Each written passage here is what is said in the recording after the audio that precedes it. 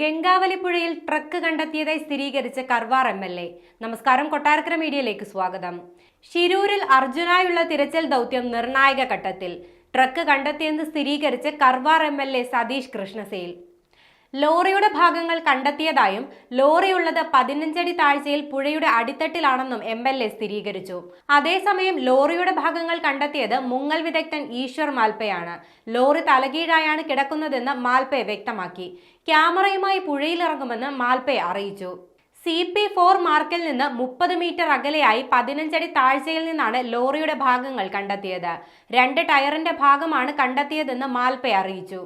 എന്നാൽ ഇത് ഏത് ലോറിയാണെന്ന് പറയാറായിട്ടില്ലെന്ന് അർജുന്റെ ലോറി ഉടമ മനാഫ് വ്യക്തമാക്കി. ട്രക്കിന് മുൻഭാഗത്തുള്ള 2 ടയറും അതിനു നടുവിലുള്ള കമ്പിയുടെ ഭാഗവും കണ്ടുവെന്ന് മനാഫ് അറിയിച്ചു. ബാക്കി മണ്ണിന്റെ അടിയിലാകുമുള്ളത്. മണ്ണിടിച്ചിലിൽ കാണാതായ കോഴിക്കോട് സ്വദേശി അർജുൻ ഉൾപ്പെടെ 3 പേരെ കണ്ടെത്താൻ വേണ്ടി ഗംഗാവലിപ്പുഴയിൽ പരിശോധന പുരോഗമിക്കുകയാണ്. പുഴയിൽ ഇറങ്ങി നടത്തിയ പരിശോധനയിൽ പ്രാദേശിക മുങ്ങൽ വിദഗ്ധനായ ഈശ്വർ മാൽപ്പെ രാവിലെ അക്കേഷ്യ തടിക്കഷ്ണം മുങ്ങിയെടുത്തിരുന്നു.